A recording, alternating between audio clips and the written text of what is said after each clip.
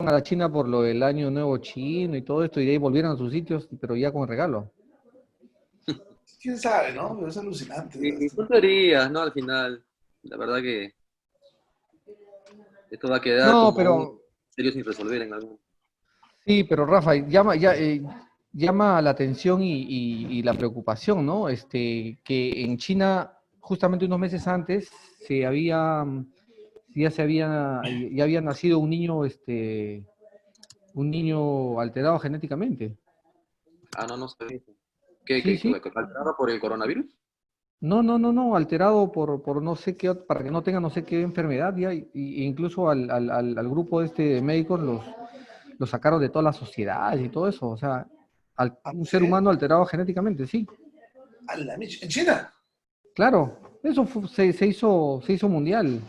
Ah, no, eso fue un Y caso de un experimento que hicieron modificando el ADN de dos gemelas para evitar que pueda contraer el SIDA.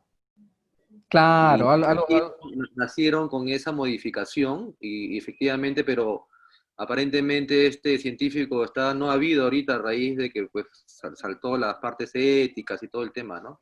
Pero sí, aparentemente lo sí. logró, pero después dice que han aparecido a raíz también de los cambios otros problemas en esos Yo, pacientes, frío, ¿no? voy a cerrar la puerta. Claro, fue ya modificación genética de un ser humano, entonces Claro, hay temas éticos ahí. hay cuestiones que bordean ciertos límites, ¿no? Es, Qué difícil, pero no, y digamos, también viene la China, o sea, qué está pasando ahí, ¿no? Tienen un desarrollo importante desde el punto de vista de investigación, tecnológico, y tienen muchísima capacidad, ¿no? Económica, y la logística. No solamente, como ven, en el campo de la producción de materiales, sino también de la salud, atómico y todo esto, que están muy bien preparados, ¿no? sí es. Sí. Bueno, estamos yendo bien, ¿ah? Tenemos un buen público. ¿Qué tal? Bien. Buenos días a todos. Hola, Hola, mire, ¿qué tal? a Yo la creo que genia ya de los estamos, diseños. ya Qué estamos en alucinante tiempo. el póster. Sí, lo estamos mejorando. Soy un poco disléxica, entonces ahí van a ver Ah, algunos. No, ah, todo con humor, Muy Mireille, por bien. favor. perfecto. Eso era para ver, estaban atentos. La atención, Exactamente. claro. Exactamente. Es para ver que todos acá tienen que estar moscas, atentos. Claro, eso lo ha hecho Miguel a propósito, Eh, para ver la atención de Queremos cada un, uno. queremos un público que esté así, ¿no? Si quieren Miguel preguntar, que Miguel nos está tomando lección, a ver, estamos atentos. Eso es lo que pasa. Puede ser, puede ser. Jacqueline, gracias, ¿ah? Gracias por decirme lo del afiche. Te agradezco desde aquí. Bueno, voy ¿Cómo es? apagando mi cámara, chicos, lo dejo. Creo que escucha. ¿A dónde te vas, Gustavo? ¿A dónde te vas? ¿Qué te vas? Gustavo, ¿qué te pasa? Ya quiere empezar, ¿verdad? No, apagar la cámara, digo. Miren, ¿cómo es? ¿Qué hacemos? Vamos a comenzar. Yo más o menos, bueno, la idea es empezar con el doctor Waldo Loaiza, después Ajá. con el doctor Juan Carlos para que nos dé la parte de clase No, y no. quizás Después después. Rafa y yo al final. Ya, buenísimo. Entonces así lo ¿Sí? hacemos. Sí. El que va a presentar, el doctor Loaiza, ¿puede compartir su pantalla? Ya, vamos a ver, compartir pantalla. Ajá, espérate.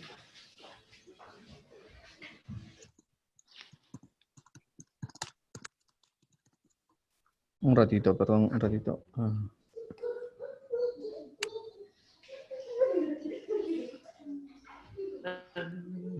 PowerPoint, ya este es, ya. Perfecto. Ahora tengo frío. ¿Qué tal?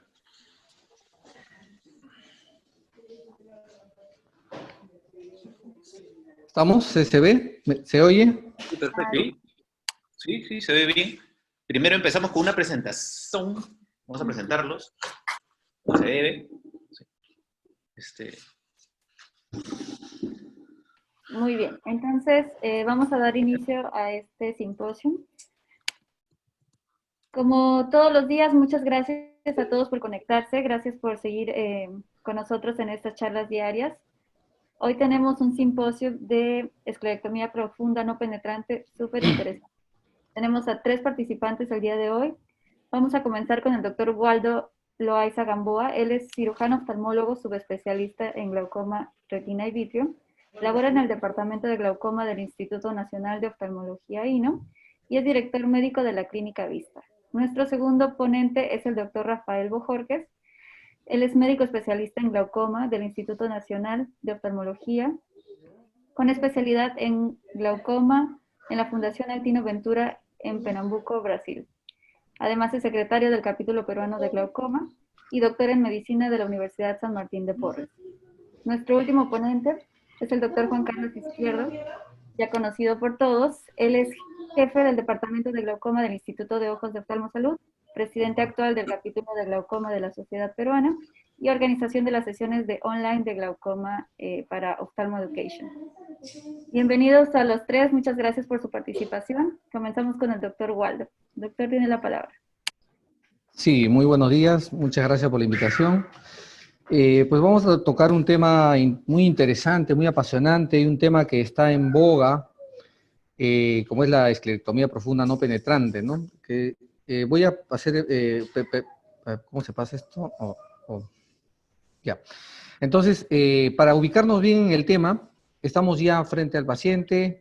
El paciente tiene una indicación quirúrgica, tiene un glaucoma crónico de ángulo abierto, que puede ser primario, puede ser pseudofoliativo, pigmentario, etc. Entonces, dentro de nuestro arsenal terapéutico, siempre el que va primero es la trabeculectomía. Luego los implantes de drenaje, la ciclofoto, ciclocribo cuando está más avanzado, y ahora vienen un poco los mix. Esclerectomía no penetrante. Aló. Ahora vienen los mix y tal vez un poco más rezagado por ahí la esclerectomía profunda no penetrante, como una técnica que se ha quedado, como digo, un poco rezagado en algunas partes del mundo y bueno, hemos escuchado en algunos casos presentados en los webinars pasados, como algunos decían como primera elección, cuando tenían este tipo de pacientes, que su primera elección era trabeculectomía, muchos, incluso pasaban de ahí a los implantes de drenaje, bueno, después de haberles hecho toda la parte de la medicación, láser, etcétera, ¿no? Pero llamaba la atención que en algunas otras partes del mundo, como en España, por ejemplo, que su primera indicación no era la trabeculectomía, sino una esclerectomía profunda no penetrante. Entonces, como les digo, es una técnica que ha quedado rezagado tal vez por la curva de aprendizaje que es un poquito más larga, tal vez los maestros, o sea, los que dominamos la técnica, tal vez no hemos tenido ahí la perseverancia en enseñar esta técnica a los nuevos oftalmólogos, pero aquí vamos a discutir un poco las bondades de esta técnica, ¿no? Entonces, para situarnos en el tema, tenemos la esclerectomía profunda no penetrante como parte de nuestro arsenal y con algunas bondades que voy a mencionar. Entonces, primero, vemos dentro de las posibilidades quirúrgicas, como he mencionado, la de gol estándar es la trabeculectomía. Entonces, comparemos con la trabeculectomía para ver qué tan efectiva es y qué tan menos complicaciones nos puede dar esta técnica. Esta es una revisión, un metaanálisis del año 2013, en la cual, como ustedes ven en este cuadro, se ve mi puntero, ¿verdad? En este cuadro compara la trabeculectomía con diferentes técnicas no penetrantes, y aquí está la esclerectomía profunda no penetrante, en la cual, como ven acá, esta línea de la línea para la izquierda es a favor de la trabeculectomía y la que está hacia la derecha de las no penetrantes. En este caso, comparando con la trabeculectomía y la EPNP, vemos de que no hay diferencia significativa con respecto a la presión. Entonces alguien puede decir, pero si no hay diferencia, entonces ¿para qué lo uso, no? Veamos este segundo cuadro, donde también nos muestra, pero las complicaciones, o sea, nos da la misma disminución de la presión, pero fíjense aquí, comparando estas dos técnicas usando la mitomicina, vemos que hay una tendencia aquí 1.7 veces, 2.4, 3.9 veces más o 3.1 veces más de producir hipotonía, función coroidea, catarata, cámara, o sea, complicaciones de esta cirugía. Comparando esa técnica y eso utilizando, tal vez el valor estadísticamente no significativo porque se utiliza pocos estudios en este metaanálisis, pero cuando se juntan ya muchos más estudios y hay un mayor número de casos y se compara la trabeculectomía con las no penetrantes, vemos de que hay una diferencia muy marcada. Miren, por ejemplo, aquí con respecto a producir hipotonía, 2.3 veces más la trabeculectomía con respecto a los no penetrantes, 3.9 veces más fusiones coroideas, catarata, o sea, la producción de catarata 3.4 veces más, 4.3 veces más de producir una cámara plana, ¿no? Entonces, y esto, digamos, actualizado al año 2019 y con más evidencia clínica, con más casos, podemos ver incluso un seguimiento a 2 años que se hace, que en este cuadro está comparando la trabeculectomía con la esclerotomía profunda no penetrante utilizando mitomicina a los 6 meses, que no hay diferencia de las presiones a los 12 meses, a los 24 meses, pero nuevamente, con más evidencia, miren la proporción de casos que van a tener complicaciones comparando de estas dos técnicas. 4.1 veces más de hipotonía, fusiones coroideas 8 veces más, cámara anterior plana 12 veces más, progresión a catarata 5 veces más, aquí tenemos IFEMAS 2.2 veces más. Entonces, ¿qué significa? Como vamos a revisar a continuación con respecto a la técnica en sí, en realidad el patrón del esquema general de la esclerotomía profunda no penetrante es de una trabeculectomía, pero con una variante principal, una pequeña variante, pero que le da estas características de bajar bastante la presión, igual que una trabeculectomía, pero con menos complicaciones. ¿Y cuál es? No entrar a cámara anterior. Esa es la bondad de esta técnica. No entra a cámara anterior. Si no entramos a cámara anterior, la cámara anterior es como si no se hubiese dado cuenta que han hecho una cirugía ahí, o sea, está limpia. No hay IFEMAS, riesgo de sangrado, riesgo de inflamación, riesgo de hipotonía, porque o sea, no hay una comunicación directa con la cámara anterior, y más bien está separada por una membrana, como lo vamos a ver.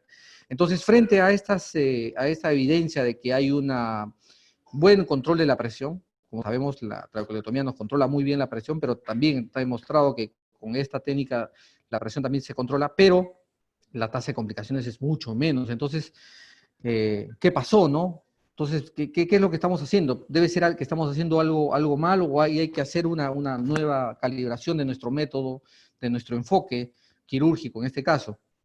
Entonces, para eso voy a presentarles 2 videos con pequeñas variantes entre ambas técnicas, que son videos cortos de 3 minutos, por favor, con respecto a la técnica quirúrgica.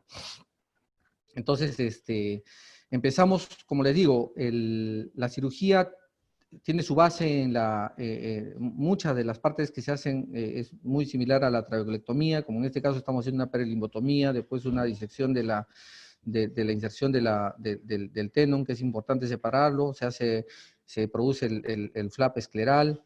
Hasta este momento, casi todo como una trabeculectomía. Una vez que separamos el flap escleral, a mí me gusta poner recién en esta etapa la mitomicina. Recuerden que también hay una tendencia a utilizar la mitomicina previamente a la cirugía a dosis controlada debajo de la conjuntiva, la cual se lava inmediatamente después que se abre la conjuntiva, que me parece una muy buena opción.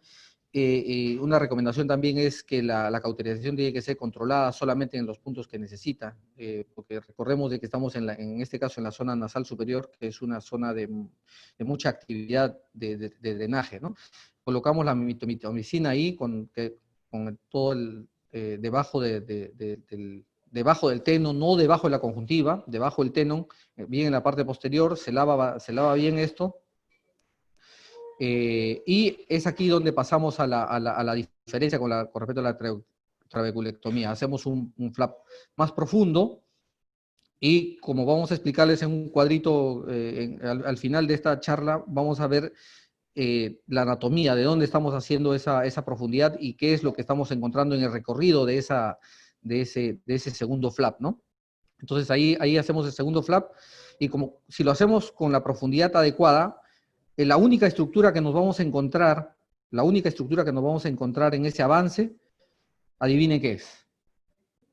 la única estructura que nos vamos a encontrar es el canal de Slen, y no hay pierde. Entonces ahí ya vemos que el canal de Slen se esboza ahí, que es la única estructura que nos va a cruzar así en forma perpendicular a nuestro avance. Y bueno, con esta técnica que era una técnica más antigua que yo hacía, solamente exponía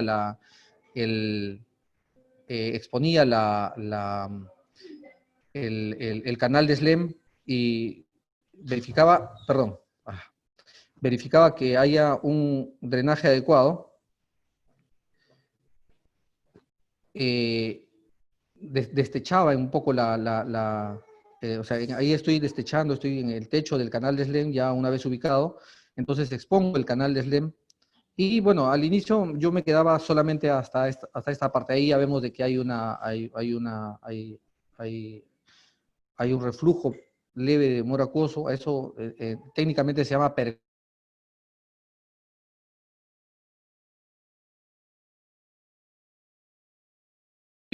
Se fue la señal, parece un poquito.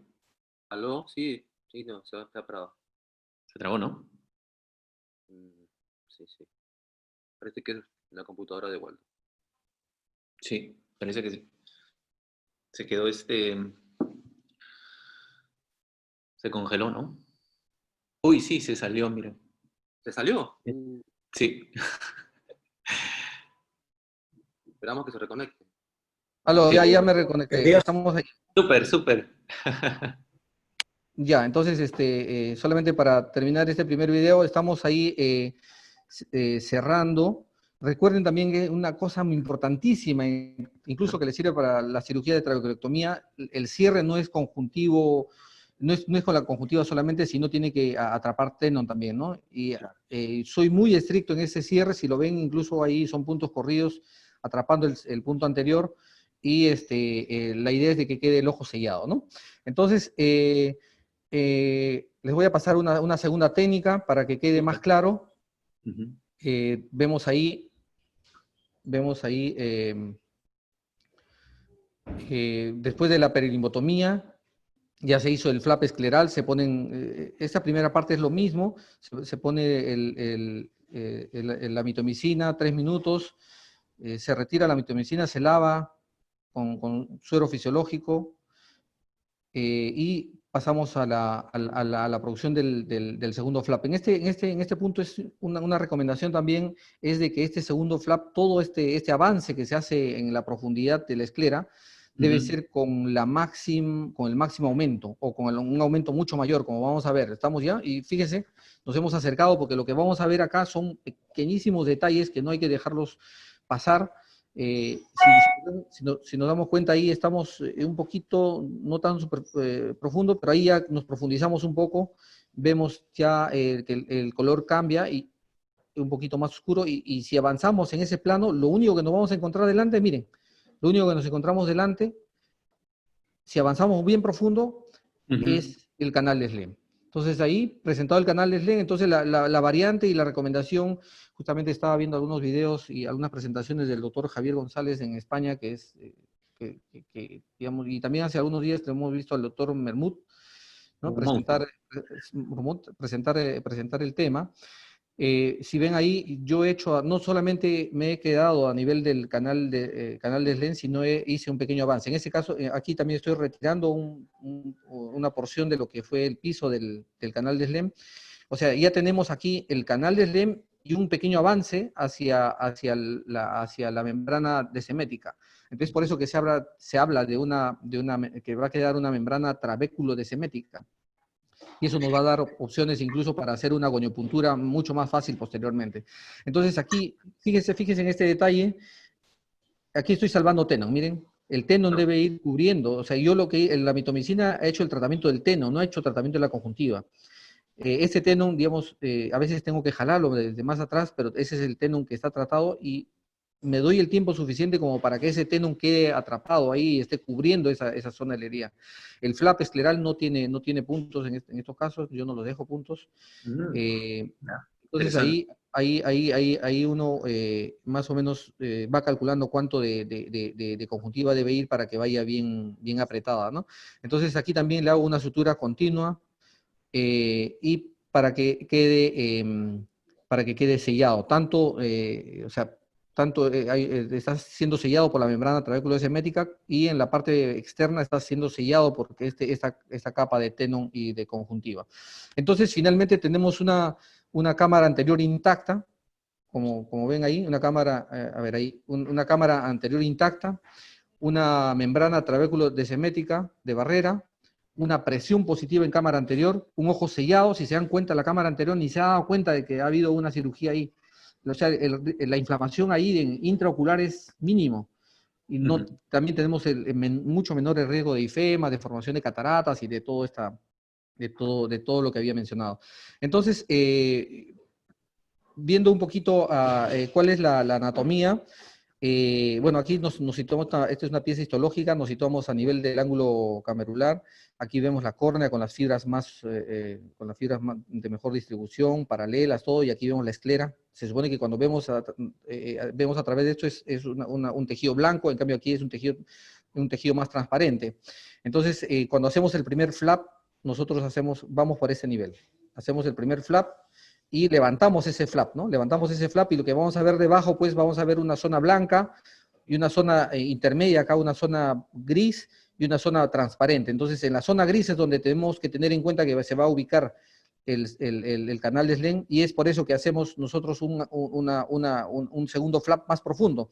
Y miren, si hacemos un segundo más profundo, miren por dónde va a avanzar, miren, flecha, avanza, y la única estructura que va a tener a su encuentro es el canal de Slen. Pero si no hacemos ese flap profundo, si lo hacemos un poco más superficial, esto va a avanzar, incluso te vas a ir a la córnea y no vas a encontrar ninguna estructura ahí. Entonces, un detalle en esta técnica es de que el segundo flap sea más profundo y va a ser mucho más fácil ubicar el canal de Slen, ¿no? Entonces, este es a más detalle. Bueno, muchas gracias por el tiempo y estamos aptos para las preguntas al final, ¿no? ¿Al final o ahorita quisieras? Porque Bueno, también si habría preguntas. es más fresco, ¿no? Yo creo que ahorita, mira, hay algunas preguntitas, por ejemplo, bueno, ahí dice si prefieren Trave o EPNP, ahí saltaron EPNP. Y una pregunta para ti, Waldo, es tu flap, ¿de qué tamaño más o menos lo haces? El primer flap escleral. Sí, yo lo que suelo usar es el Crescent de 2 milímetros. Entonces, más o menos son 2 anchos de ese Crescent, ¿no? Alrededor de 4 milímetros, 3.5, 4 milímetros, sí. Y es un pequeño cuadrado de 4x4. Entonces, es fácil, sabiendo que este instrumento tiene 2 milímetros de ancho, uno puede tener esas dimensiones más exactas, ¿no? En algunos webinars estuvimos viendo que, por ejemplo, el doctor Javier González, allá en España, utiliza unos Crescent un poco más delgados y recomienda el uso de ese Crescent, pero, digamos, uno se va acostumbrando a lo que tiene y tu mano se va adaptando y encontrando la mejor técnica, ¿no? Y también otra, dice, ¿influye tu flap triangular, el segundo flap que haces? No, en realidad, a veces hacen un flap cuadrangular, por ejemplo, para dejar algún aditamento debajo de esa esclera, como el snopper u otro elemento parecido para que no se pegue y para que ese lago persista, ¿no? Entonces, una de las ventajas de esta técnica es que no solamente puede quedar ahí, puedo yo conectar, por ejemplo, la cámara anterior con el espacio supracoroideo, haciendo una variante más, ¿no? Y hay incluso aditamentos como el snopper que nos ayudan a realizar esto. Se hace una pequeña incisión ahí atrás en la esclera y uno puede dejar un espacio un canal hacia el espacio supracoroideo. Y la otra posibilidad es que podemos hacer una viscocalanostomía también, ¿no? O sea, ya tenemos ubicado el canal de Slen, entonces a los laterales de ese canal de Slen uno puede inyectar viscoelástico a presión para ampliar el canal de Slen de ese lado, ¿no?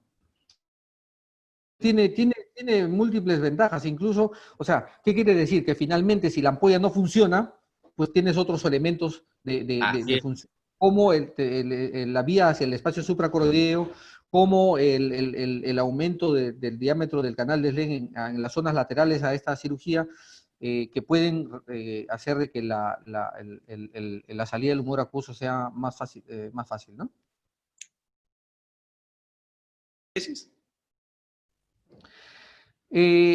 Lo hago por seguridad, en realidad, porque en algún momento me ha pasado de que por ahí ha habido una entrada hacia cámara anterior y se colapsa, y a veces es un poco difícil hacer la paracentesis cuando el ojo está colapsado, y a veces te puedes ir de frente al cristalino o sangrar el iris. Entonces, de rutina yo hago una pequeña paracentesis pequeñísima por si lo voy a utilizar en algún momento de la cirugía, ¿no? Ustedes me conocen, incluso en las cirugías de mi NUC siempre, en la cirugía de catarata, siempre dejar una incisión ayudante en algún lugar. No sabes en qué momento lo vas a usar, pero Claro. cuando lo necesitas, ahí está, ¿no? Entonces, eso de rutina. O sea, no Claro. digo que esta técnica no estoy entrando a cámara anterior, pero en realidad es un decir. Dejo yo una paracentesis pequeña de precaución, ¿no? Así es. Eso Así es, digamos, ya es parte de tu experiencia y de la recomendación que yo podría dejar una paracentesis siempre. No te va a hacer falta, pero cuando lo necesitas, ahí va a estar, ¿no? Ahí va a estar, claro, claro, siempre. Cori, ¿quieres comentar algo? No, sí, quería hacerle una pregunta al doctor. Excelente presentación, doctor. Y la verdad es que me gustó mucho los videos, pero tenía una duda. ¿Usted nunca pone puntos a nivel del flap o depende de la cantidad de percolación que tiene? O sea, de cuánto filtra.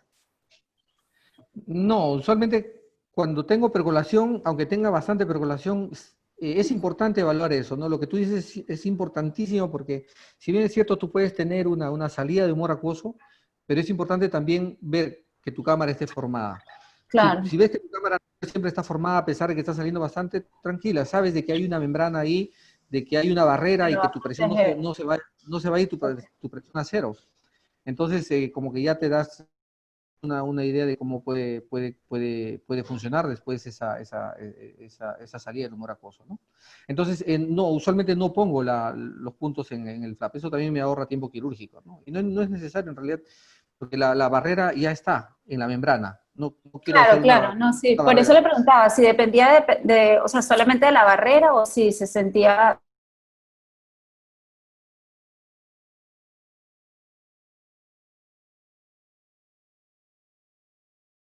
seguridad. Sí, Muchas y además gracias. recuerden el cierre de la herida es sumamente hermética. Ahí es donde tal vez me demoro un poco más, ¿no? Claro. Y ese es vital, porque la mitomicina, el espacio que hemos creado debajo del tenón, ese espacio tiene que servirnos para que fluya libremente humor acuoso por esa zona. Y si vamos a tener un mal cierre y vamos a tener seidel al inicio, todo ese espacio se va a cerrar, se va a pegar. Lo que tenemos que evitar es de que ese espacio se cierre y quede formada una vía de libre tránsito del humor acuoso, ¿no? Súper, Waldo, qué buenos videos. Gracias por compartir. Están súper buenos. Rafa, Qué bueno que les haya gustado. Excelente. Muy bien. vamos. Vamos A ver, conmigo. vamos a ver qué nos presentas. Bien, Gracias por participar, Rafa. Hay que tengo que compartir pantalla, ¿verdad? Sí.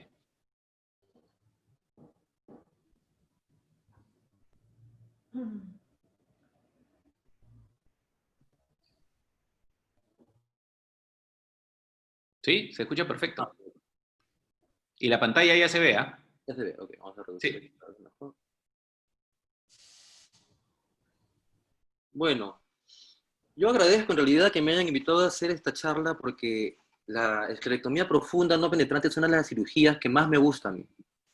Es una cirugía que te deja un buen sabor después de haberla hecho. Lo que yo voy a orientar ahora básicamente es los tips en esta cirugía para el que quiera iniciarse o para el que ya la esté haciendo. Yo tengo una experiencia ya de 12 años haciéndola y voy a basar mi presentación en lo que he ido experimentando en el transcurso de la realización de la cirugía. No necesariamente son cosas que están en los libros o en los libros hayan sido descritas, sino mi experiencia propia con respecto a cómo puedo ayudarlos para tratar de realizar esta cirugía con buen pie, ¿no? A ver si... Bueno, nosotros, como la gran mayoría de acá, nos seguimos enfrentando al glaucoma, que Sabemos que es la segunda causa de ceguera y la primera irreversible en el mundo.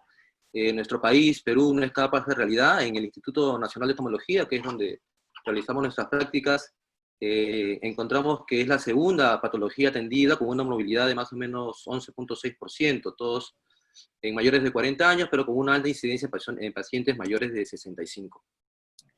¿Qué es lo que nosotros buscamos con todo tipo de cirugía para ayudar a nuestros pacientes? Primero, que sea eficaz. En el glaucoma existen una gran variedad de técnicas, siguen apareciendo, probablemente sí continúen. Entonces eso significa que realmente pues no todas llegan a complacernos al 100%. En cuanto a eficacia, esta cirugía de PNP puede llegar a un 80%, como bien mencionó Waldo, que puede llegar a una efectividad equivalente a lo que es una trabeculectomía con sus diferencias en los resultados. Es segura. En esta parte, esta cirugía se lleva el premio, porque tiene una cirugía bien realizada, nos conlleva a un muy buen pronóstico postoperatorio y una muy baja tasa de complicaciones. Fácil. Acá puede haber un poco de controversia. ¿Por qué? Porque requiere una curva de aprendizaje. Se dice que esta curva puede ser un poco más compleja. Sí, es un poco más compleja, pero tampoco es la curva. Yo diría que depende de la habilidad de cada persona y la comparan muchas veces con una curva para aprender FACO. Entonces, digamos que una vez que la aprenden, realmente se puede considerar una técnica fácil. Es importante en este punto tener un muy buen conocimiento de la anatomía del ojo. Para nosotros es exactamente ver por dónde estamos yendo al momento de hacer estos cortes. Como ven, son cortes muy finos, muy precisos, y tenemos que saber exactamente dónde estamos. Rápida. Yo la considero una técnica más rápida incluso que una trabeculectomía. ¿Por qué? Ahora van a ver, porque evita muchos pasos que normalmente podríamos tener en cuenta en una cirugía de trabeculectomía convencional. Es elegante, casi no se ponen puntos. En cuanto a la pregunta respecto a los puntos, yo voy a responder también un poco mi apreciación con respecto a eso, ¿no? Yo trato de evitar un poco los puntos, sobre todo en la parte del flap. Es barata, es una cirugía que básicamente implica los mismos gastos que un caso de trabeculectomía. Entonces tiene muchos puntos a favor para tratar de aprender esta técnica. No es una técnica nueva, es una técnica que ya data desde el año 1968 en Rusia con Krasnov, que inicia este manejo. No me voy a centrar mucho en la historia, pero más o menos se maneja desde esos años. Fyodorov hace una modificación y Zimmerman realiza una parte muy importante de la cirugía, que es la retirada de la pared interna del canal de Slem y el trabeculado yuxtacanalicular, que es la parte en donde se retira la zona profunda con una pinza, usualmente una Ultrata. Sé que hay unas pinzas especiales para sacarla también, yo uso una pinza de Ultrata. Pero ¿por qué es importante esto? Porque nosotros sabemos que la retención del humor acuoso para la salida hacia el canal de Slem se da básicamente en el trabeculado, en la parte yuxtacanalicular. Un 70% de retención de salida del humor acuoso se da a este nivel. Por lo tanto, retirando esta parte de la estructura anatómica, nosotros vamos a mejorar muchísimo el ultrafiltrado que se da y es fundamental en el manejo de esta cirugía. En los años 90, Fyodorov y Kozlov también hacen una decisión más profunda, se acorna con un drenaje vía Descemet. Stegman plantea lo de la viscocanalostomía, como hablando de cirugías no penetrantes. Mermuth plantea ya en la esclerectomía profunda, en Suiza me parece, y los hermanos Guedes la traen a Sudamérica, hasta donde yo sé, ellos son los que lo traen a Brasil, en donde se difunde, y bueno, fue en donde yo le agarré el gusto a esta cirugía, ¿no? Tenemos que la cirugía gold estándar es la trabeculectomía, lo sigue siendo, es una buena cirugía, en manos bien entrenadas, definitivamente puede tener muy buenos resultados. Y esta cirugía es del tipo penetrante. Aquí les voy a mostrar una cirugía, una esclerectomía profunda no penetrante. En este caso, yo realicé la cirugía con un implante. En este caso usé una matriz de colágeno. Quiero que vean los pasos, voy a ir tratando de marcar las partes importantes. Yo hago un flap de más o menos 5 por 5 milímetros. La idea es que ustedes realicen este primer flap con una profundidad en el tercio medio del grosor escleral. Con esto pueden ir avanzando. Acá tenemos tratar de evitar el sangrado, sobre todo en estos vasitos perforantes, que son los que suelen ser más incómodos. Muchas veces no se logra conseguir que estos vasitos se cautericen así simplemente, y no hay que hacer a veces un manejo de compresión, porque estos sangrados, como necesitamos una muy buena visión de la anatomía en el momento del corte, nos pueden impedir o molestar en el momento de la disección. Uso una cuchilla de Crescent. La idea es ir paralelo, tratar de no penetrar hacia la profundidad o no salirse para hacer el flap muy delgado. Yo este flap trato de manejarlo por lo menos entrando 1 milímetro o 1,5 milímetros hasta córnea clara. Me facilita mucho más el manejo del segundo flap y me permite también tener el flap doblado hacia la parte interna, hacia la parte de la córnea, para poder manejar con tranquilidad al otro. Acá viene una de las partes más importantes, que es el segundo flap. Este segundo flap lo manejo básicamente a 1 milímetro, 1,5 milímetros por dentro del lecho que me está dejando el primer flap. Y una cosa importante que hago acá es, si se dan cuenta, en esta zona, no sé si acá está, en esta zona que hago el primer corte, trato de entrar con un cierto grado de profundidad hasta notar la zona oscura que viene a ser el plano supracoroideo, para yo ubicarme en qué profundidad tengo la coroides. A raíz de ahí, a partir de ahí, yo puedo saber y ubicarme a qué profundidad comienzo a hacer el segundo flap para ubicarme exactamente en el plano supracoroideo. El segundo flap yo lo hago con un bisturí número 11. He ido con diferentes cuchillas, y la verdad, esta fue con la que me entrenaron inicialmente en Brasil, y es con la que finalmente yo me acomodo mejor y me parece muy buena.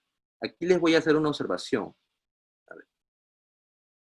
Esta parte es importante que nosotros al momento de hacer el corte del segundo flap, vayamos viendo esta coloración azulada, sin perforarla, pero vamos yendo paralelo a la superficie ocular, por el plano supracoroideo. Y aquí hay un detalle bien importante.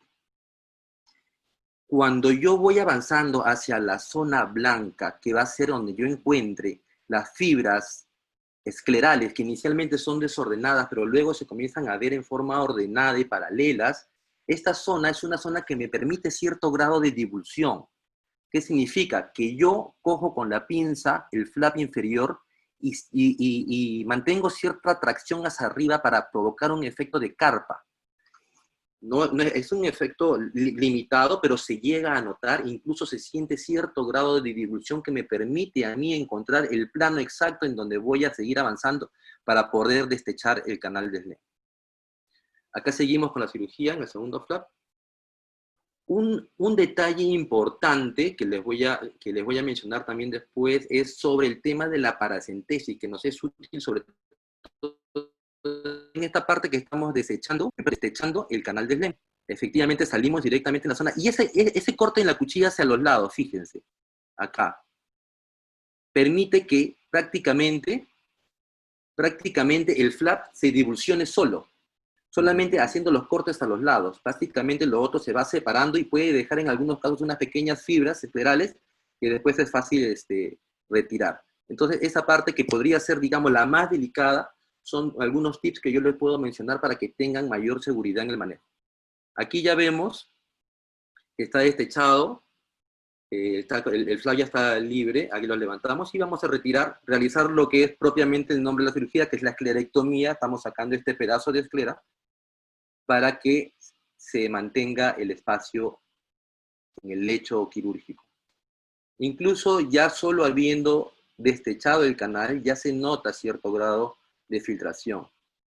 Una cosa importante acá que quiero decirles es que es una cirugía, no confundir una cirugía como la claviculectomía, que es filtrante, y esta por ser no penetrante está en otro grupo, ¿no? Esta cirugía también es filtrante, solamente que se basa en una ultrafiltración. Y aquí el paso más importante. Aquí lo que vamos a realizar es el retiro de la membrana yuxtacanalicular, que sale con parte del trabeculado pegado al piso del canal de Slen, que es lo que básicamente nos va a resultar en la funcionalidad de la cirugía. Muchas veces sale con pigmento del trabéculo, es una buena señal de que estamos bien ubicados. Ahí por la calidad del video de repente no se ve tan bien, pero ahí hemos retirado, sale con un poco de pigmento. Y ahí prácticamente ya tenemos la cirugía lista. Ahí estoy mostrando para que se vea un poco de pigmento, pero creo que probablemente no se note tanto. Bueno, en este caso, yo he aplicado, puesto matriz de colágeno, porque estábamos haciendo un estudio comparativo entre cirugías de EPNP solas versus una matriz de colágeno. Y yo normalmente no uso puntos. Dejo la matriz, en ese caso dejé la matriz de colágeno e incluso me pude dar el lujo de dejarlo debajo del flap, porque es un ojo que está cerrado, es un ojo que no tiene abertura, hay una penetración que permita que algo entre dentro del ojo. ¿Ok? Esa es la cirugía. Vamos a ver los detalles acá. Bueno, ya los reparos anatómicos los ha presentado Waldo, bueno, la zona gris, la zona blanca, para ubicarnos más o menos donde hemos entrado con el canal de SLEM, ¿no? Esta parte ya la manejó él. Bien bonito, ¿ah? Sí, bonito cuadro ese. Sí, bravazo, me pareció. Sí, acá les mando los tips propiamente, que es básicamente en base a la experiencia que he tenido durante ese tiempo con el manejo de estos pacientes. Primero, yo les recomiendo la selección del paciente, es muy importante. Tiene que ser un paciente con ángulo abierto, hagan la gonioscopía, verifiquen eso. Puede ser puede ser un glaucoma secundario, un pseudodefoliativo probablemente también, ¿no? Pero que tenga un ángulo por lo menos mayor de 3. ¿Por qué? Porque si cogemos un paciente que tenga un ángulo un poco estrecho, puede ocurrir que en el momento de esta ultrafiltración el humor acuoso jale y adose un poco el iris hacia la zona de salida del humor acuoso por este ultrafiltrado. Entonces es muy importante primero, si van a hacer una EPNP, seleccionar bien al paciente y de preferencia que sea un ojo virgen en cirugía, ¿no? Para tener un buen tejido. La anestesia, eso lo dejo a consideración con la cual más se sientan cómodos ustedes para realizarla. Particularmente a mí me gusta la anestesia tópica, porque me permite que el paciente movilice el ojo hacia donde yo deseo para poder operar, y también, bueno, me ayuda a que el paciente se sienta cómodo después de la cirugía, porque el paciente en este tipo de cirugías sale viendo, el paciente no tiene estos disconforts convencionales que tiene una cirugía de trabeculectomía, y entonces, como alguna vez lo conversábamos con Juanito Sampaolesi, que también le gusta mucho este tipo de cirugía, es que el paciente regresa por el otro ojo, y es cierto, porque el paciente sale muy cómodo. Y pues básicamente pues, en el manejo también postoperatorio. Tener cuidado en los pacientes miopes altos, sobre todo en la etapa de flap superficial. En el flap superficial, si es un paciente con una esclera un poco delgada, primero que la anatomía va a variar. Segundo, podemos o terminar cortando el flap y quedarnos con el flap en la mano, el flap superficial, o en algunos casos irnos hacia abajo y terminar haciendo prácticamente la esterectomía con un solo flap, ¿no? Entonces, mucho cuidado con eso. El manejo del flap profundo, el cálculo de la profundidad, para mí es muy importante. Esos cortes laterales que se hacen inicialmente para ver en qué profundidad está la coroides, es fundamental para poder de ahí hacer el plano supracoroideo. La tracción hacia arriba para la formación de esta carpa, entre comillas. Rafa, justo hay una pregunta esa de tu primer flap, ¿no? Dime. Sí. ¿Cómo sabes que estás a una profundidad buena? ¿No? Esa es una pregunta que acaban de poner. Claro, nosotros ahí tenemos que basarnos en nuestros conocimientos de anatomía de los grosores a ese nivel de la esclera. Si es un ojo convencional, que no es un ojo miope, tenemos que calcular pues más o menos que esa esclera podría tener 1 milímetro de grosor, y en base a eso nosotros hacer el cálculo en el momento de la cirugía, ¿no? Eso no lo podemos medir en el momento, pero ya eso es nuestra teoría, y si es un ojo normal no debería tener mucha variante, ¿no? Claro que tú en el camino te puedes ir viendo y puedes ir subiendo, bajando también, dependiendo de cómo vas yendo en el momento del corte. En los cortes laterales que se dan en el flap profundo, esa es una parte bien importante, porque al momento que llegamos al destechamiento del canal de SLEM, es la parte donde la mayoría se asusta, porque efectivamente es la parte en donde más se producen las complicaciones y las rupturas. Entonces, en esa zona no necesariamente tenemos que estar cortando por encima del canal de Glenn. Es una zona que casi se divulsiona al momento de hacer este efecto de carpa, y haciendo los cortes laterales es muchas veces suficiente para que este segundo flap pueda seguir levantándose y despechando el canal. ¿Ok? Esos son los tips con respecto a esa parte. Paracentesis, ese es un punto importante. El hecho de hacer una paracentesis, desde mi punto de vista, no creo que convierta esta cirugía en penetrante. ¿Por qué? Porque simplemente estamos haciendo una paracentesis en una zona alejada de la zona quirúrgica. La zona quirúrgica se mantiene cerrada. En mi observación, en este tipo de pacientes, yo opero pacientes con anestesia tópica, no me gusta mucho meterles acetazolamida, manitol, pero bueno, eso depende de cada persona. Entonces, a veces entro con presiones un poco altas. Y he notado que en el momento que uno comienza a entrar en el segundo flap, en la zona del canal de Glenn, como se va debilitando esa zona, se presenta un leve abombamiento de la zona del canal, del piso del canal hacia arriba, y eso podría hacer que al momento de nosotros hacer el corte paralelo, nos encontremos con una superficie abombada y el riesgo de ruptura en esa zona es mucho mayor. Entonces yo sí recomiendo que si están en la fase de aprendizaje, en la curva, sí recomiendo hacer una pequeña paracentesis, uno, por la posibilidad de una conversión y tener algún reparo y manejo de eso, y dos, porque va a disminuir este abombamiento y va a hacer que la zona, cuando entremos a la zona del deslizamiento, esté completamente plano. Entonces el corte plano que vamos a hacer no va a perforar la zona del canal. Entonces disminuye mucho el riesgo de microperforación. Mitomicina. Uso mitomicina. Actualmente se puede usar con microesponja. Yo estoy usando más ahora una mitomicina que muchos usan a veces con el pterigio. Lo uso subconjuntival al inicio de la cirugía, con aparte de ser tópica como tal, le pongo un poco de anestesia en la zona subconjuntival, en la zona operatoria, y la mezclo con 0.1 mililitros de medicina. A una concentración de 0.15, ¿sí? Nadie pide ayuda. Ya. Interferencia. Ok, Sí. ok. Bueno, entonces, eso. ¿Qué otro tip le puedo dar? ¿Qué ocurre si tenemos una microperforación al momento de estar operando? Ok, estamos ya despechando y de repente vemos una salida de líquido y por ahí un poco de iris, ¿no? Tenemos que catalogar esa complicación en dos fases, en dos partes. Uno, ¿hay prolapso o no hay prolapso uveal?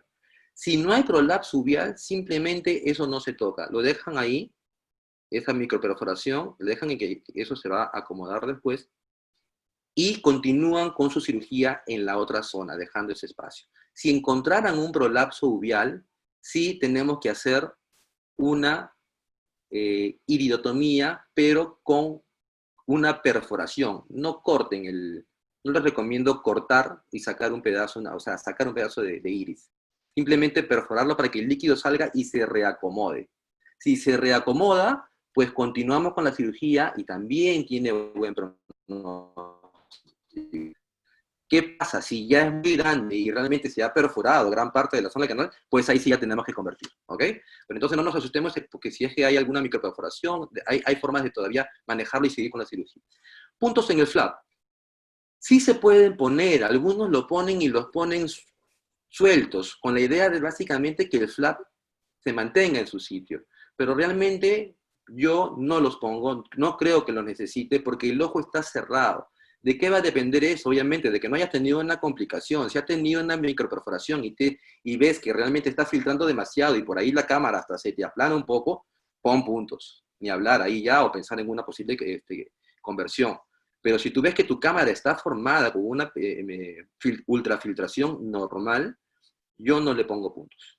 Lo dejo ahí y me ha ido bastante bien. El manejo postoperatorio. Si nosotros encontramos que tenemos si hemos hecho bien la cirugía, vamos a encontrar presiones muy bajas al día siguiente, que pueden oscilar entre 3 y 8 milímetros de mercurio. Que encuentren eso al día postoperatorio con una cámara formada, porque nunca he tenido una cámara aplanada o hipotonia o una atalamia o algún problema postoperatorio con esto, a menos que haya habido algún tipo de complicación, ¿no? A pesar de tener presiones muy bajas, que he tenido hasta 3 milímetros de mercurio, la cámara está formada y el paciente está bien. ¿Qué significa esto? Es un signo de buen pronóstico de que la cirugía va a ir bien, que está bien hecha. Después, obviamente, se va a ir estabilizando, ¿no? Acá un punto controversial, masaje. En algún momento escuché, conversando también con algunos colegas, el masaje en estos casos. No, ¿cómo vas a hacer un masaje en una cirugía no penetrante, ¿no? O sea, vas a romperlo, ¿no? Si haces una cosa... Pero, ¿qué ocurre? De poder se puede. No es un masaje igual al de una trabeculectomía en que tú tratas de reabrir un flap con salida de líquido, que presionas y se forma la ampolla. No es así. En este caso, se puede manejar, pero básicamente en la primera semana. No insistir de repente después porque ya hay un poco más de fibrosis en general. ¿Y qué obtenemos con esto? Que el masaje tiene que ser suave, o sea, no hacer una presión, solamente es casi como poner el dedo en la zona y mantenerlo apretado durante unos 3 minutos. Suavemente, suavemente, sin hacer un movimiento brusco. Y van a ver cómo la ampolla comienza a formarse, porque esta zona de ultrafiltrado es como una especie de esponja que permite salida del líquido a través de ella sin estar abierto a la cámara anterior. Entonces, hacer esta presión es como una pequeña esponja y lentamente van a ver que puede formar una ampolla, suavemente. ¿Ok? Entonces, esos son manejos que yo hago y creo que no están descritos, pero bueno, les transmito la experiencia en el caso lo quieran probar, ¿no? Entonces, ¿qué es la EPNP al final? Bueno, es un procedimiento filtrante, sigue siendo filtrante tal cual una trabeculectomía, solamente que es ultrafiltrado a través de la zona que queda, esta membrana trabéculo de cemento. La parte sustancial de la cirugía es la canalectomía o retiro de la membrana yusta canalicular, porque ahí es donde está el 70% de retención del humor acuoso. Y forma una ampolla filtrante, para eso existen algunos aditamentos como el SNOP, que ahora se busca que tenga salida por otros lados. Y la eficacia efectivamente es comparable con la trabeculectomía, un éxito de 79% en 5 años con menos de 21 de presión, o de 45.7 en 5 años con presiones menores de 16.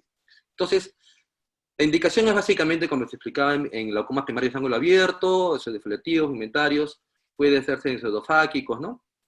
Tensión normal no se recomienda en pacientes con glaucomas congénitos porque ya sabemos que tienen la membrana de Barkan y pues esto es un bloqueo previo a la zona trabecular, entonces no nos serviría de nada. Ventajas que tenemos: evita la entrada globocular, por lo tanto no requiere iridectomía, no va a haber inflamación, limita hipotonía postoperatoria, si bien hay hipotonía en términos de bajas presiones, pero no hay una consecuencia de esto, no tenemos una cámara formada. Entonces es parte normal de eso, entonces a eso me refería con poner esta limitación. Y claro, no vamos a llegar a hipotonías como una trabeculectomía que se puede haber complicado. Minimiza secuelas de ifema, fusión coroidea, cámaras planas, cataratas. Se puede hacer en forma bilateral, porque es una cirugía cerrada, es segura. Desventajas: la curva de aprendizaje, que como les digo, entre comillas, es relativo. Hay, como dicen todo el mundo, pues hay malabaristas y malabaristas, ¿no? Hay el malabarista que por ahí lo maneja mejor y hay el malabarista que por ahí se muere un poco más, pero igual es una curva que todos podemos manejar. La perforación inadvertida es una desventaja, entre comillas también, y bueno, también que tiene que a veces convertirse a penetrante cuando hay sobrefiltración, pero que es una conversión que también se maneja bastante bien, ¿no? O sea, se puede ir bien. Hicimos un estudio del año 2009, estaba revisando ahora mis charlas anteriores y veo pues que encuentro este estudio en la cual buscamos hacer en 39 ojos, hicimos la cirugía y probamos cómo fue manejándose la presión en estos pacientes y tuvimos muy buenos resultados. Esto lo hicimos, fue un estudio al año, en la cual se manejó presiones en un promedio de 29, casi 29 milímetros de mercurio y bajó hasta un promedio de 15.5 y disminuimos el número de colirios de 1.53 hasta 0.42. Aquí ven la gráfica en la que vemos cómo se manejó las presiones de todos estos pacientes y vemos efectivamente, miren, la disminución de las presiones en el primer día. En el primer día hay una baja brusca, pero el paciente se mantiene con cámara formada. Esto es un signo de una cirugía bien realizada. Una cosa que a veces comentamos con los médicos que manejamos glaucoma, porque esta cirugía tuvo mucha adversidad en un inicio y le echaban que no funcionaba, que era una cirugía que por gusto la están haciendo, pero ¿qué pasa? Una cirugía no penetrante no funciona cuando la hacen mal. Esa es la realidad. Una cirugía no penetrante bien realizada va muy bien y con muy buenos resultados de presión intraocular. la tasa de sobrevida acá en este caso fue de 74.4% durante un año, al final del año. Y también hicimos otro estudio en el cual comparamos, ese fue un estudio piloto con pacientes, comparamos la EPNP con el versus la EPNP sola y la FACO-EPNP. Y encontramos que la EPNP con un adyuvante de una matriz de colágeno teníamos resultados a los 6 meses con presiones mejor controladas que la EPNP sola o la EPNP con FACO. Llegamos en este caso a 13 milímetros de mercurio en control de la presión. Hicimos otro estudio el 2017 que se presentó en un congreso y que también tuvimos muy buenos resultados con los controles de la presión. Ya tenemos, bueno, el éxito fue de un 71.4% y un fracaso de 28.5%. Fracaso lo consideramos cuando tuvimos presiones con reducciones no mayores a 20% y tuvimos que usar algunos medicamentos adicionales, ¿no? Entonces también se maneja dentro del perfil de éxito de la cirugía. Estos son casos que yo tengo ya con pacientes a largo plazo. Bueno, estas son fotos que, bueno, tomé hace algunos años, y son pacientes que tienen 3 años de operados, que me regresan al control, y encontramos que tienen una ampolla difusa, una ampolla bonita que no molesta al paciente, pero también va a depender mucho de cuánto mitomicina hayamos usado, ¿no?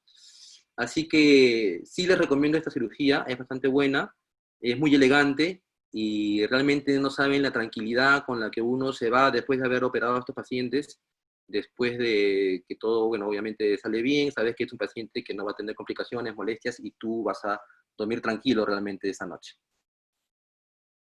Las conclusiones que les puedo decir, ¿qué es lo que conseguimos? Primero, si es una cirugía con la que conseguimos lo fundamental para manejar al paciente, disminuir la presión intraocular, que es el objetivo de cualquier cirugía de esto. Entonces, por ese lado estamos bien. El éxito es equivalente a la trabeculectomía. Perfecto. La tolerabilidad del paciente es mucho mejor tolerada por el paciente. Les recomiendo que en el caso de las ampollas usen puntos por debajo de la conjuntiva. El paciente prácticamente no tiene molestias al día siguiente. Y la complicación cero, entre comillas, porque es una cirugía que básicamente se lleva el premio en la parte de que tiene muy pocas probabilidades de complicaciones. Así que bueno, cualquier cosa de esto lo hacemos nosotros en el instituto. Ahí hay también rotantes, celos, entonces si están interesados, pues saben que pueden acercarse a la institución o comunicarse conmigo para ver que lo pueden aprender, ¿no? Estamos con las puertas abiertas para todos. Pon tu mail, Rafa. Ah, ok. Hay gente que no es de acá de Lima.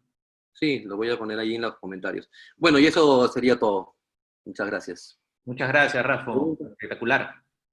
Rafa, hay una preguntita de ese efecto de carpa, si lo puedes detallar un poquito. Claro, al momento de nosotros estar en el segundo flap, vamos avanzando. Sí les recomiendo hacer primero esta paracentesis para que porque el ojo es como una llanta inflada, ¿no? Entonces, si tú vas quitando capas gruesas y dejas solamente la capa de la cámara delgada de un hueco, esta cámara va a tender a ser una especie de chupón hacia afuera, ¿cierto? Entonces, la idea es que este chupón no se forme, y hacer la paracentesis nos permite que eso esté plano y avanzar ahí. El efecto de carpa es en el momento en que nosotros estamos llegando a la zona del canal, y hay unas zonas, las fibras son más ordenadas en esa zona, y levantamos el flap hacia arriba, y con cierta tensión vamos a notar que hay como una especie de deshilachamiento en esa zona de la esclera, pequeña, pero que ya nos permite a nosotros, incluso con el bisturí, mantener con cierta energía hacia la parte inferior y seguir avanzando, o incluso hacia la parte superior, nos da ese margen, un poquito en esa zona en la cual estamos ampliando esta zona, este espacio virtual, ¿no? Como separar dos superficies que no pertenecen al mismo tejido, digamos, pero que están abriendo. En este caso es el mismo tejido, pero sí nos da cierta chance porque ya comienza a diferenciarse hacia la zona del canal.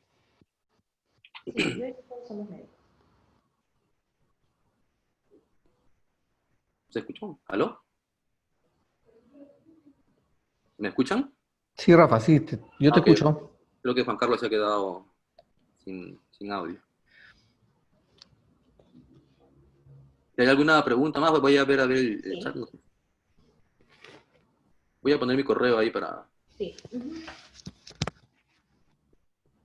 Dejo de compartir. Aló, Rafa. Aquí hay una pregunta, sería bueno comentarla. ¿Cuál es el rol en el glaucoma uveítico? Te la paso para que lo vayas respondiendo.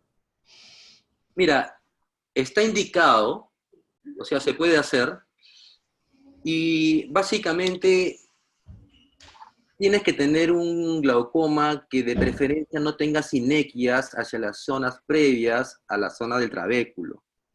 Porque si tenemos bloqueo a ese nivel, simplemente pues el líquido no va a avanzar. Entonces tienen una indicación relativa, ¿no? No lo recomendaría tanto, porque los procesos inflamatorios, como en cualquier trabeculectomía, en cirugía filtrante o en la trabeculectomía, va a tener la tendencia a cerrar las zonas de filtración, que como sabemos acá también forma una ampolla y tienen los mismos mecanismos, ¿no? Realmente ahí, lo como veítico, quizás pensar más en una válvula. Sí, yo creo que mientras esté abierto y la presión y la uveitis controlada, yo creo que es una opción, ¿no? No la descartaría, pero tomando las precauciones del caso, ¿no? Tiene que ser una uveitis controlada, el ángulo tiene que estar abierto, como lo has mencionado, no debe haber sinequias hacia esa zona. Sí. Entonces yo creo que es una buena opción. Voy a poner mi correo. ¿Hay alguna pregunta más? Yo creo que ya entró Juan Carlos, ¿verdad? Sí. Es su... Sí, me había sacado, pero acá estoy. Venga. A ver, entonces, yo le voy a presentar muy bien, han descrito en realidad cómo es este procedimiento de no penetrante, que es en realidad los seguidores de esta cirugía pues se vuelven fanáticos, ¿no? Sí. De esta no penetrante, ¿no? Porque al principio la curva es más difícil, pero en realidad los resultados a la larga son mucho mejores que una trave, de eso no hay duda. Entonces, como cualquier cirugía, lo que queremos es que haya una filtración lo más natural y fisiológica que se pueda, pero en este caso, no como la trave que fluye nada más, sino en este caso con una membrana que actúa como resistencia, ¿no? Y esto va a hacer que evite, fuera de complicaciones, algunos pasos de la trabeculectomía, como es la iridectomía, el punch, ¿no? Al tener esta membrana trabéculo de Descemet, evitamos todo esto, que ya sabemos, ¿no? Cámara plana, ifema, desprendimiento coroideo, incluso menos formación de catarata si hacemos en pacientes, esta cirugía en pacientes fáquicos. Y lo que más me llamó la atención cuando comencé a hacer estas no penetrantes es el posoperatorio, ¿no? Porque en el posoperatorio, en la trabeculectomía, a mí me gusta colocar muchos midriátricos, muchas veces atropina para mantener la cámara anterior amplia y tener estas complicaciones de atalapia, o sea, en un menor grado. Pero cuando hacemos eso, ¿qué sucede? Que el paciente se queda con una visión borrosa por lo menos entre 1 a 2 semanas, y si lo comparamos con una no penetrante, muchas veces, la gran mayoría de casos, no damos midriáticos, lo que damos más bien son mióticos, ¿no? Y en este caso los pacientes en el postoperatorio lo que perciben pues es que su calidad visual se recupera mucho más rápido que una trave. Aquí simplemente para mostrarles esto, que ya lo repitieron Rafa y Waldo, acerca de las dos cirugías, ¿no? Las dos, a largo tiempo, controlan bien la presión, pero hay más tasa de complicación en la trave que en la no penetrante, pero la curva de aprendizaje es mucho más larga en la no penetrante. ¿Por qué? Porque si desecas muy superficialmente, no filtra bien. Si desecas muy profundo, perforas. Y si perforas, ya vimos el grado de perforación que se hace, ¿no? Si es una perforación pequeña, simplemente lo dejas ahí, lo observas. Si es una perforación grande, ya haces una iridectomía en muy pocos casos, ¿no? Y si sucede esto en tu curva de aprendizaje, pues lo conviertes en una trabeculectomía, que en realidad es lo que ya hacemos todos, ¿no? Bueno, esta es una no penetrante clásica que ya la enseñaron, así que lo paso. Esta es la máquina que les quería presentar porque esta es una no penetrante asistida con láser CO2. Esto se puede instalar en cualquier microscopio. Ahorita les voy a mostrar más. Como vemos aquí, se instala en cualquier microscopio y tenemos que el fin de este láser es ablacionar, ¿no? Porque vamos a hacer primero el flap que hacemos comúnmente en la trabeculectomía y luego ya empezamos con este láser. Este láser lo que hace es que ablaciona un tejido seco, en este caso la esclera, y lo va ablacionando hasta llegar al destechamiento. Cuando llegamos al destechamiento del canal de Schlemm, lo que sucede es que comienza a percolar el humor acuoso, y lo bueno de este procedimiento con este láser asistido es que ya no perfora más, porque es absorbido por el fluido, en este caso el humor acuoso. Es por eso que es un procedimiento muy seguro. Aquí que son los pasos, ¿no? Ahí mostraron los tamaños que Waldo y Rafa utilizan en lo que es el flap escleral. Aquí tenemos que hacer el flap un poquito más grande, de 5×5, y cuando ya realizamos este flap, que tiene que ser bien corneal, ¿no? Tiene que ser bien corneal, para exponernos a algunas zonas que les voy a mostrar posteriormente, ya comenzamos con la ablación. Primero una ablación inferior, como vemos acá en el paso 2, que esto funciona como un reservorio del humor acuoso. Y después de esto, una ablación a nivel de la zona gris para realizar el destechamiento del canal de Schlemm. Estos son los patrones de este escáner, ¿no? Que son de 3 tipos, como ven aquí. Y podemos usarlos de acuerdo al caso que tenemos en el momento de la cirugía. Y es más, esto también puede aumentar de tamaño, disminuir de tamaño, para ir ampliando nuestro destechamiento en el momento del acto quirúrgico. Este es un estudio que hicimos comparando este láser CO2 versus trabeculectomía. A ver. Ahí está. Comparando los dos grupos. Fueron 84 ojos, ¿no? En todos usamos lo que es el hologen fuera de la mitomicina. Estos fueron los criterios de inclusión, ¿no? Ángulo abierto, básico, entre 18 y 85 años, presiones entre 20 y 50, con un seguimiento de 1 año. Estos fueron los criterios de exclusión. Y esta es la técnica quirúrgica, ¿no? En la mayoría, no en la mayoría, en todos los casos de estas cirugías hago tracción corneal, porque me ayuda en fijar el ojo. Después pongo anestesia subconjuntival, porque me va a ayudar también a disecar los tejidos, y se me hace más fácil. Hago una peritomía base fornix, limpio bien mi zona. Miren, con ese marcador, si desean, lo pueden usar para realizar el flap de 5×5. Aquí en el flap, cuando realizan el corte, yo me guío por la coloración, porque la coloración cambia. Entonces ahí me guío en que estoy en una buena profundidad. Y siempre diseco hacia córnea, porque tengo que ver estas zonas de referencia, ¿no? Ahí lo mostraron también en un cuadro muy bonito que presentó Rafa.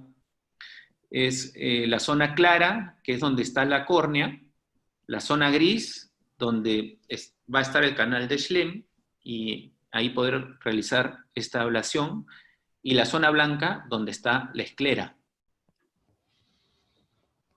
Aquí ya hicimos el flap de 5×5, y nos vamos a hacer esta ablación en la parte inferior,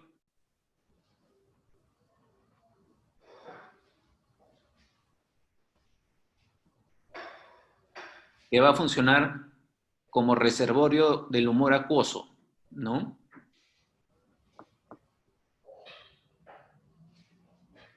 y también va a permitir que hayan otros tipos de filtración. Es por eso que este flap de las no penetrantes es mucho más bajo, hasta en algunos casos planos, pero sigue funcionando la cirugía, porque hay una filtración subconjuntival, intraescleral, y también se va al espacio supracoroideo.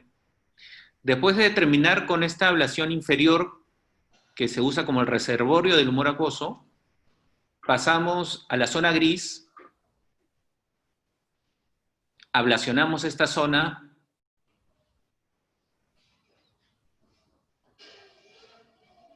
para hacer el destrechamiento. Mire, ahí estamos ampliando y ahí comienza a percolar el humor acuoso. Miren, aquí otro casito.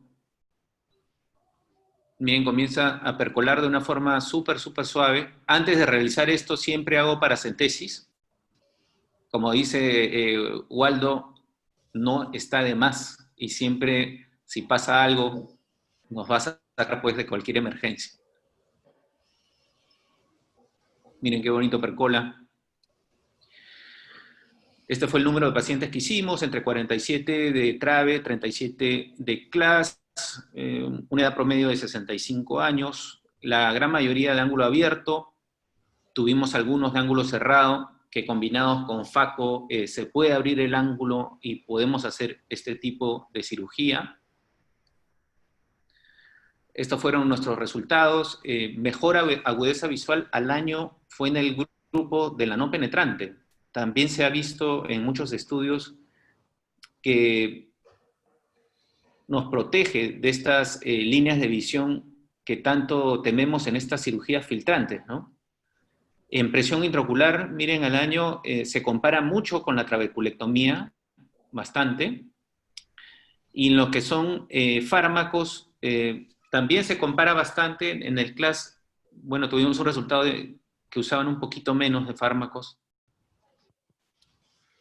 Y las complicaciones, en nuestro estudio, pues, hubieron más complicaciones en el grupo de trabeculectomía, ¿no?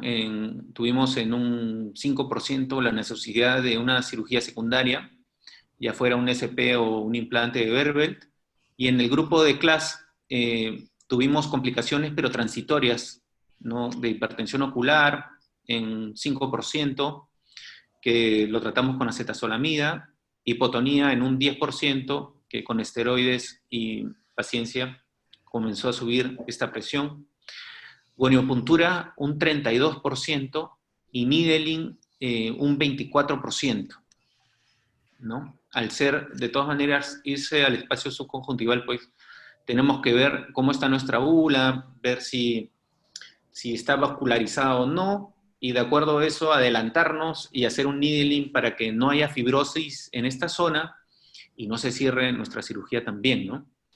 Fuera de esto también tuvimos casos de atrapamiento de iris, como en este caso, pero que lo resolvimos con Jack. Y presentaron hace poquito un estudio en chinos, ¿no? En asiáticos, donde lo que hicieron fue preparar al paciente previos a la cirugía. Unos 3 días antes, lo que hicieron fue una iridotomía en la zona donde vamos a hacer la no penetrante, y también una iridoplastía en esa zona 3 días antes, y lo que vieron es que tuvieron menos encarcelamiento de iris a nivel de esta zona. Entonces, en conclusiones, tenemos las mismas conclusiones de Rafa y Waldo en el sentido de que es un procedimiento más seguro que una trabeculectomía. Tenemos menos complicaciones que una trave, y a largo plazo las presiones se comparan mucho con una trabeculectomía, que es el gold standard. Y la curva de aprendizaje, en este caso, es igual que una trave si utilizamos este láser asistido, y muy reproducible, ¿no? Muchas gracias. Bien, excelente, Juan Carlos. Juan Carlos, entonces yo creo que la principal diferencia está en cómo lograr ese segundo flap, ¿no? Así es. Justamente uno de los puntos importantes y la recomendación que yo había dado es que ese segundo flap sea muy pegado a la coroides. Y la única estructura que vamos a tener adelante cuando hacemos ese avance es el canal de Slen, y no hay pierde. Digamos, eso de ahí es un punto importante, ¿no? En esta técnica. Recordemos que el gol estándar de nuestro tratamiento quirúrgico es la trabeculectomía, por los años de experiencia, más reportes, la gente lo conoce más, pero y es por eso que tal vez por las complicaciones es que la gente busca alternativas, es por eso que toda la ola de los mix, ¿no? Pero ¿qué se logra con los mix? Si sabemos de que no baja tanto como una trave, ¿por qué la gente lo sigue y lo usa? Es por la baja tasa de complicaciones. Y que nosotros lo logramos con una EPNP, ¿no? Y logrando presiones igual de bajas que una trabeculectomía, pero con menores complicaciones. Entonces ahí está la bondad de esta técnica. Yo creo que es una técnica que debemos difundirla más. Es una técnica que nos ayuda bastante y nos da muchas satisfacciones. Así es, sí, me parece, si hacemos una cirugía filtrante, sin dudas, me voy a una no penetrante de todas maneras, ¿no? Claro. Acá hicieron algunas preguntitas acerca de la ablación para no llegar al cuerpo ciliar, me ponen aquí. Sí, poquito a poquito fui aprendiendo eso, pero me fui al lado inferior y siempre repito la ablación en el mismo lugar máximo 2 veces. No 3 porque pasaría eso lo que me preguntas, José Joaquín, para evitar esa exposición, ¿no? Y también me dicen del hecho de no retirar el tejido yuxtacanalicular. Bueno, no es que no necesitamos retirarlo, porque en realidad el que hace todo esto al final es el CO2, ¿no? En el momento en que ya ablacionamos esta zona, comienza a percolar y no es necesario hacer eso porque ya se realizó. Veo una pregunta ahí, Juan Carlos, que dice, ¿qué hacen en el postoperatorio si es que encuentran un prolapso, ¿no? En general, no me ha pasado, salvo el paciente, si la cirugía ha estado todo bien, salvo el paciente haya tenido un trauma, que sí me ha pasado.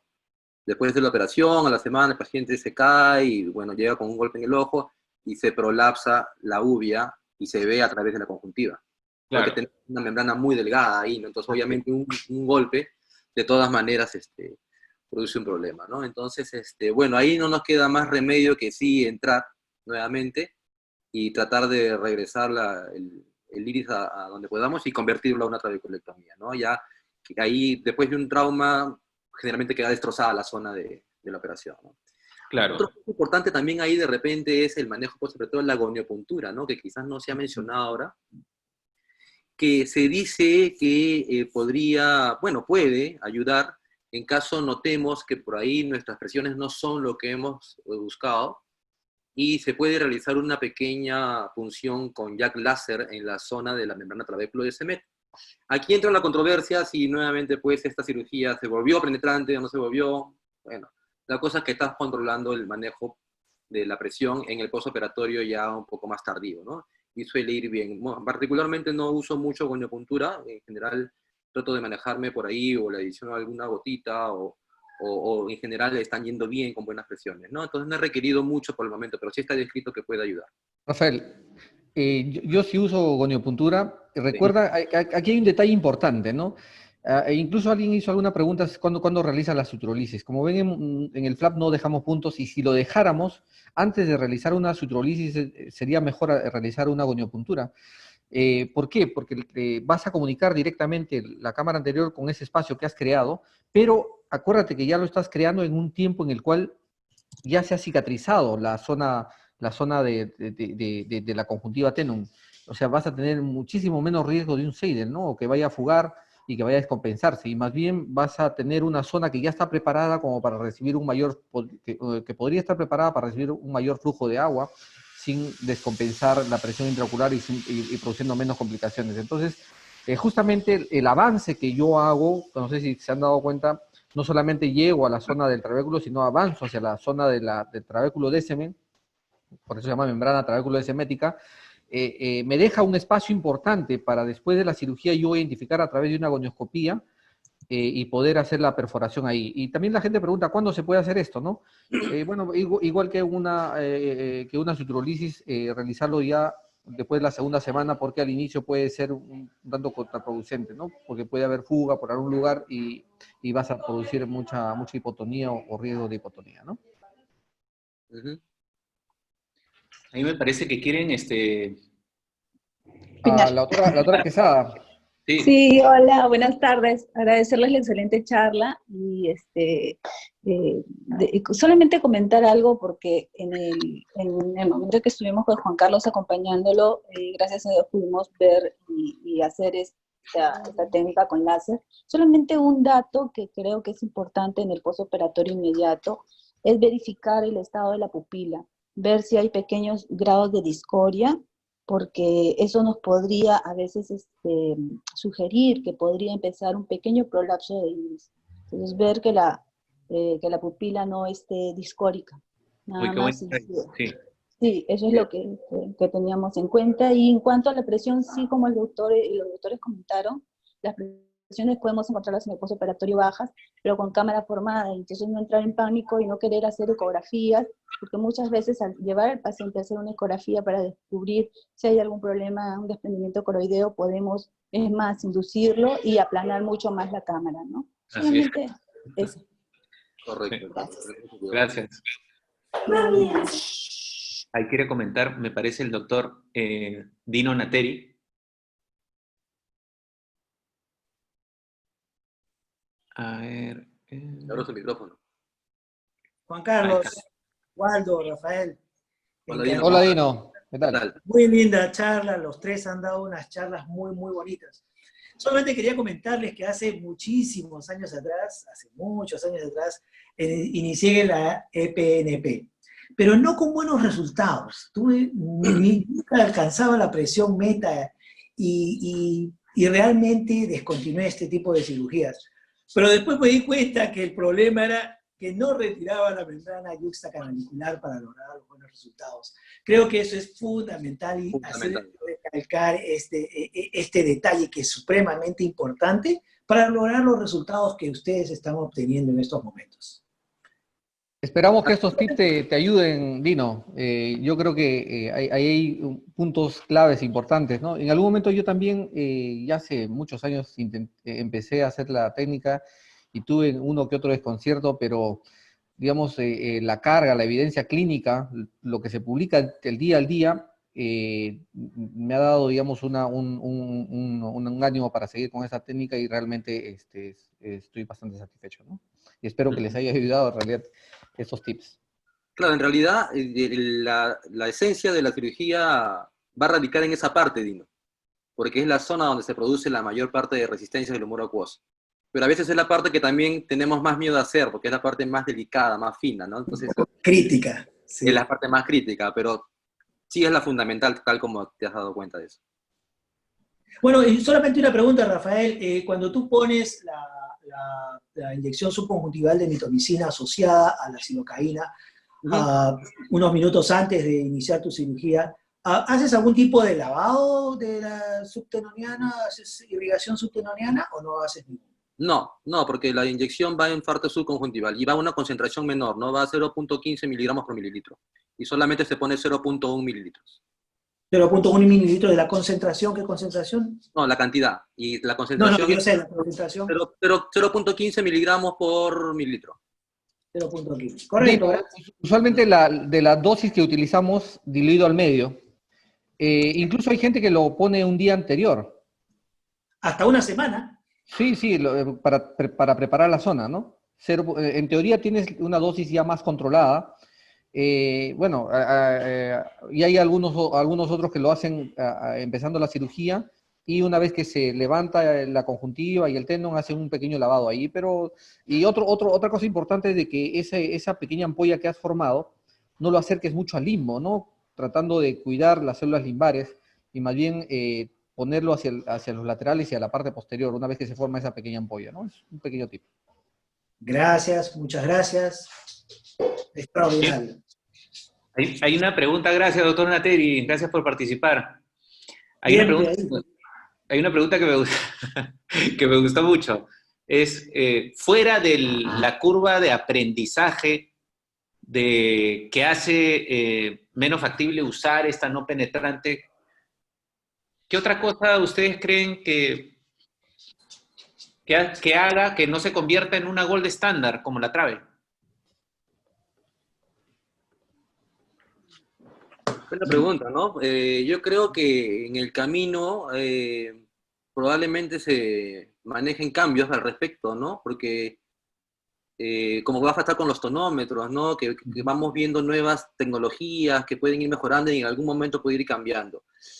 Ahora, fuera del tema de la curva, la verdad no le encuentro una mayor razón, ¿no? Quizás podría ser que esta cirugía se ve un poco más restringida a solo un tipo de glaucoma, ¿no? A diferencia de la trave, que puedes estar en cualquier tipo de glaucoma. Acá tienes que centrarte solamente en el glaucoma de ángulo abierto. Podría ser una causa.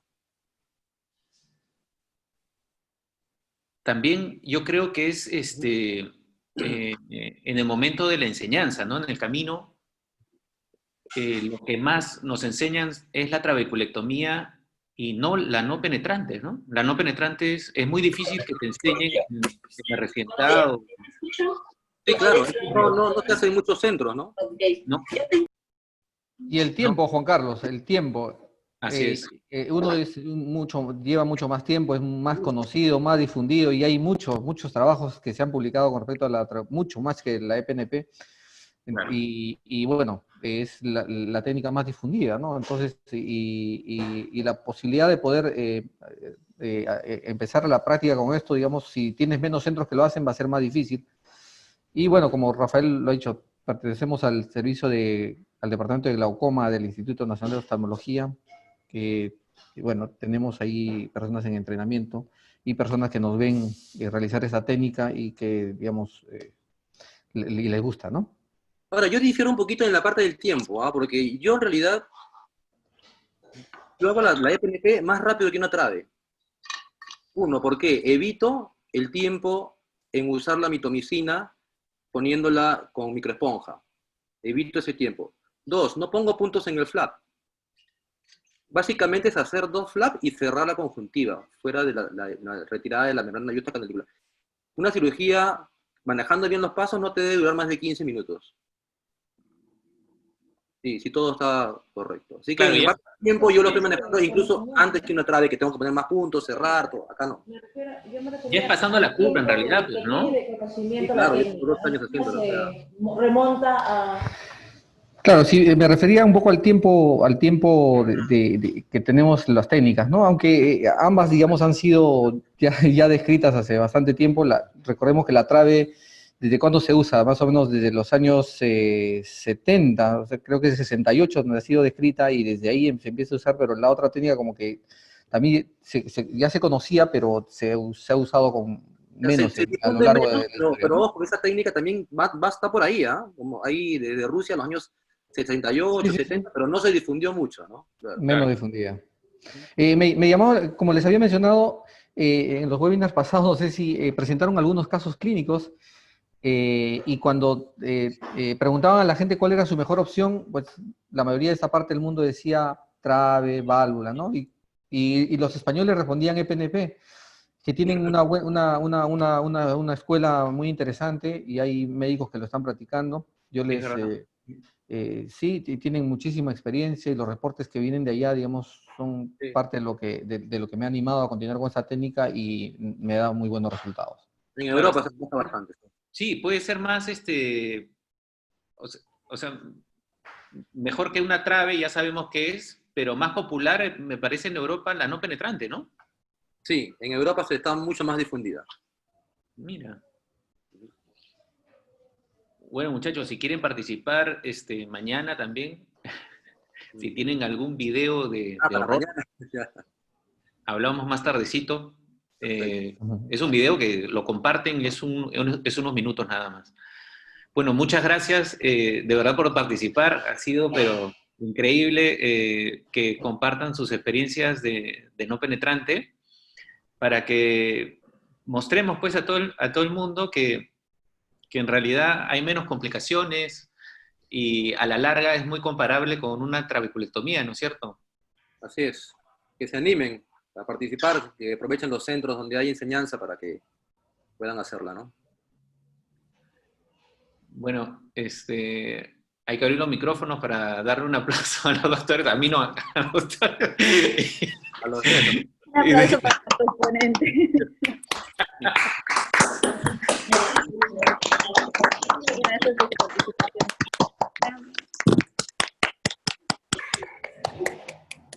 Muchas gracias por Muy bien, participar. muchas gracias a todos y Chao, que Juan estén bien en Carlos. esta pandemia, que todos estén con salud. Gracias, Waldo. Gracias, Cuídense, no salgan. Video, muchas Gracias, chicos. gracias. Gracias, excelente la charla. Espectacular. Chao, chicos. Fabito, Nos compartió todos un montón hoy día con ustedes. Un abrazo Qué para bueno. cada uno y los esperamos esta tarde. Chao, Sí, Gustavo. esta tarde, miren, van a hablar de micropulso. Es un procedimiento que está en boga ahorita, ya que como saben, el trance escleral de onda continua, mis respetos con eso, porque si lo hacemos mucho, nos podemos ir a una tisis, también la inflamación es mucho más fuerte. El micropulso, acuérdense que utiliza un on y un off, que hace que el tejido se enfríe, y en realidad no es destructivo como es el de onda continua. Ahí lo vamos a ver a nuestro querido amigo Gustavo. El día de hoy, ¿a qué hora es Gustavo? A las 5 de la tarde, ¿no? 5 de la tarde, hora peruana. Así que por favor acompáñenos a ver y acompañar a Gustavo a ver su charla. Muchas gracias por todo. Y acuérdense los videos, por favor. Mándenos sus videos. Hay que rebuscar los videos moticucos y enviarlos. Mándenos sus videos a todos los que quieran participar, porque ya vamos a comenzar a interactuar con todos. Mándenos sus videos y poquito a poquito lo vamos a ir poniendo y compartiendo con todo el mundo. Muchas gracias. Genial, gracias a ti, Juan Chao. Carlos. Gracias, Gustavo. Nos vemos. Chao, chao.